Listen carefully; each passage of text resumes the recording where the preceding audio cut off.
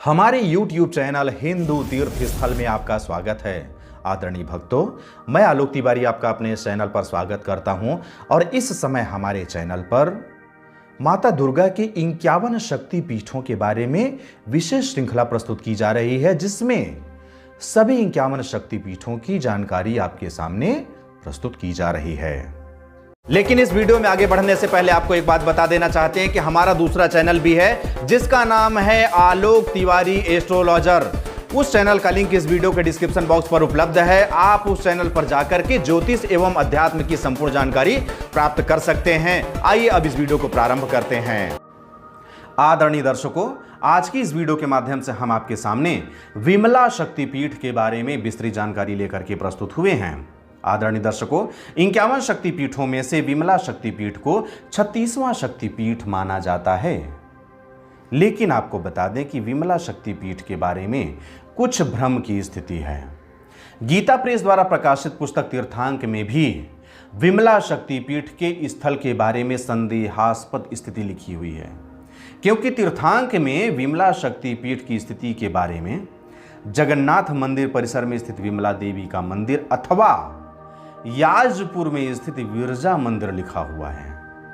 अब यही कंफ्यूजन हो गया कि जगन्नाथ मंदिर परिसर में स्थित विमला देवी शक्तिपीठ के रूप में है अथवा याजपुर में स्थित विरजा देवी वास्तविक शक्तिपीठ हैं। लेकिन ये दोनों तीर्थस्थल ही हैं।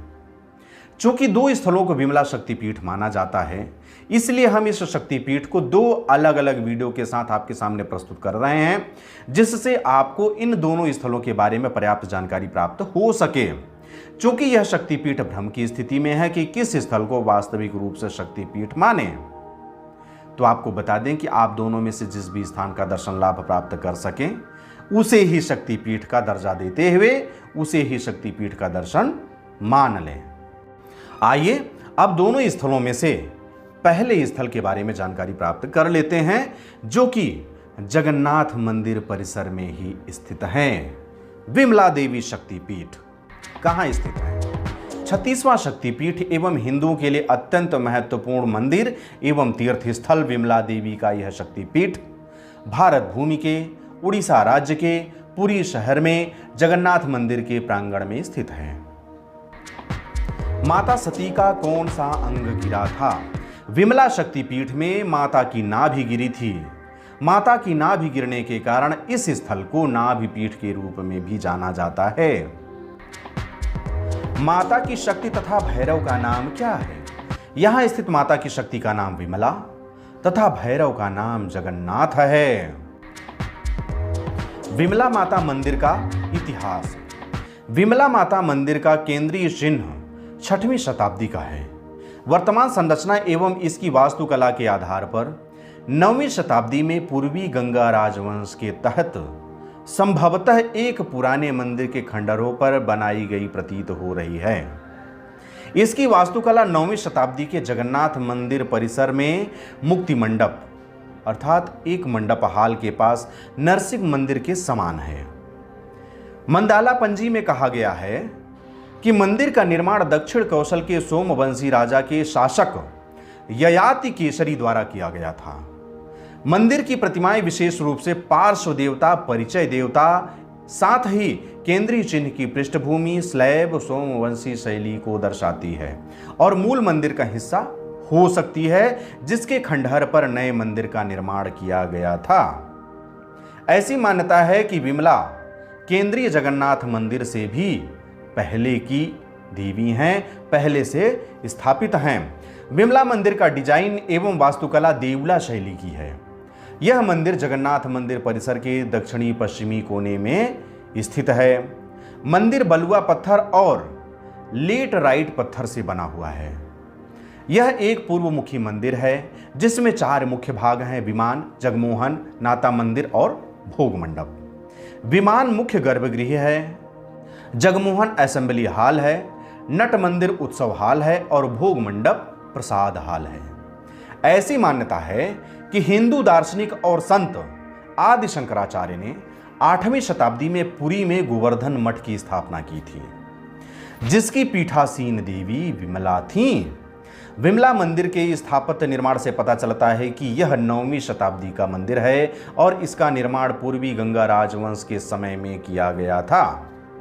2005 में भारतीय पुरातत्व सर्वेक्षण भुवनेश्वर सर्कल द्वारा मंदिर का जीर्णोद्धार कराया गया था।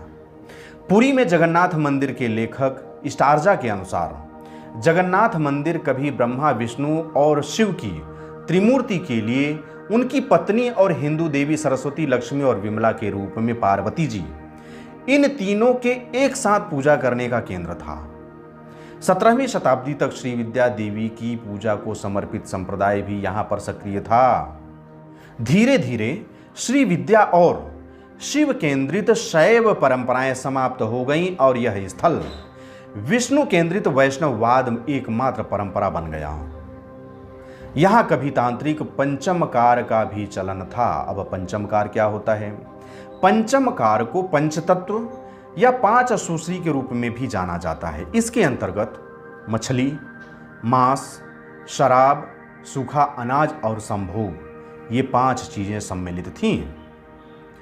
पंचकार में प्रसाद स्वरूप मछली, मांस, शराब एवं सूखा अनाज अर्पित किया जाता था और संभोग अर्थात मैथुन क्रिया सम्मिलित था। अब इसे शाकाहारी प्रसाद और देवदासियों के नृत्य के रूप में बदल दिया गया है। जितनी भी मांसाहारी चीजें चढ़ाई जाती थी उन्हें अब शाकाहारी के रूप में बदल दिया गया है। मैथुन क्रिया को नृत्य के रूप में बदल दिया गया है। मछली स्थानीय रूप से पकड़ी जाती थी और देवी को अर्पित की जाती थी। राजा नरसिंह देव, जिन्होंने 1623 से 1647 के बीच शासन किया था, उन्होंने देवी के मांस और मछली के प्रसाद को समाप्त कर दिया। हालांकि बाद में परंपरा को आंशिक रूप से पुनर्जीवित किया गया। आज देवी को विशेष दिनों में मांस और मछली का भोग लगाया जाता है। विमला शक्तिपीठ मंदिर में प्रतिमा। मंदिर की मुख्य प्रतिमा क्लोराइट पत्थर से बनी हुई है और यह प्रतिमा पूर्ण रूप से खिले हुए कमल के ऊपर विराजित है, जिसमें 4 हाथ हैं। पहले हाथ में अक्षय माला नाम की एक माला है, दूसरे हाथ में नागफासा के नाम से जाना जाने वाला एक सर्प है, तीसरे हाथ में एक अमृत का कलश है और चौथे हाथ में आशीर्वाद की मुद्रा प्रदर्शित की जा रही है। महात्म्य। विमला देवी का यह पावन शक्तिपीठ सुख समृद्धि प्रदान करने वाला दिव्य धाम है। इस पावन शक्तिपीठ को पवित्र और प्रचंड स्थान माना गया है। जो भी भक्त पूरी आस्था, पूरी श्रद्धा के साथ यहाँ तक आते हैं, माता का दर्शन लाभ प्राप्त करते हैं, माता के सामने श्रद्धा से शीश झुकाते हैं, माता उनकी समस्त मनोकामनाएं यथासंभव शीघ्र ही पूर्ण करती हैं। अन्य दर्शनीय एवं तीर्थ स्थल। विमला मंदिर जगन्नाथ मंदिर के परिसर के अंदर में ही स्थित है, इसलिए पर्यटक परिसर के समस्त मंदिरों का दर्शन लाभ प्राप्त कर सकते हैं। विमला मंदिर के अलावा परिसर में प्रसिद्ध जगन्नाथ मंदिर, एकादशी मंदिर, लक्ष्मी मंदिर, गणेश मंदिर, सूर्य नारायण मंदिर, नरसिम्हा मंदिर, सत्यनारायण मंदिर, भुवनेश्वरी मंदिर और अन्य मंदिर भी हैं जिनका दर्शन लाभ प्राप्त कर सकते हैं। भक्त परिसर में ही आनंद बाजार भी जा सकते हैं। यह एक खुला क्षेत्र है जहां पर महाप्रसाद बेचा जाता है।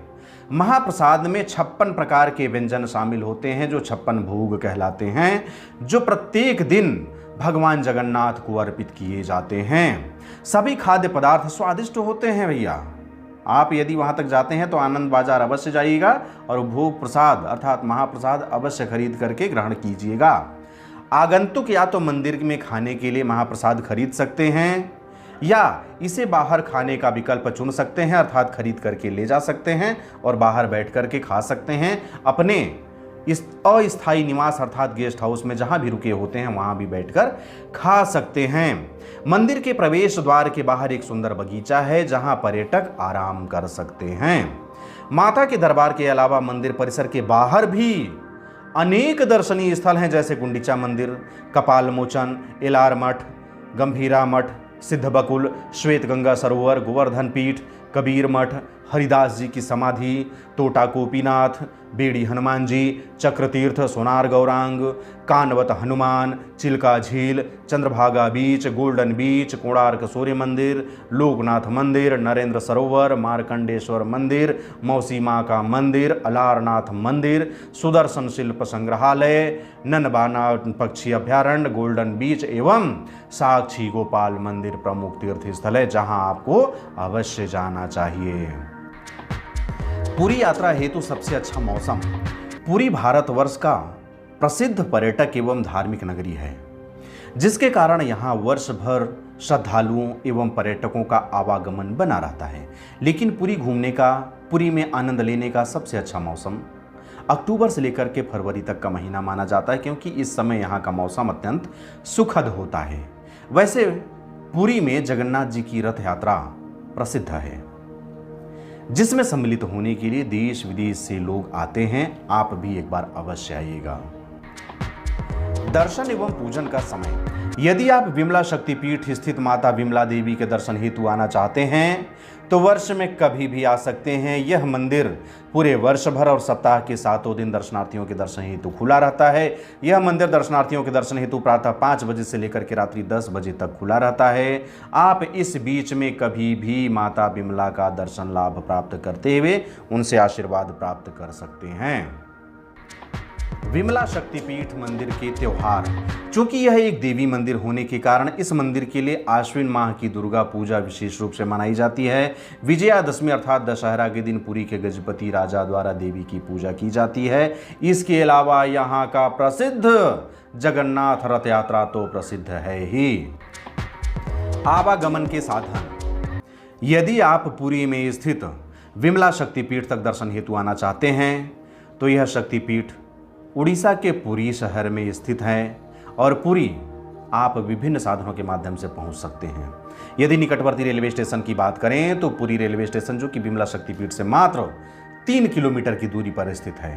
निकटवर्ती हवाई अड्डे की बात करें तो बीजू पटनायक अंतर्राष्ट्रीय हवाई अड्डा भुवनेश्वर, जो कि विमला शक्तिपीठ से मात्र 60 किलोमीटर की दूरी पर स्थित है।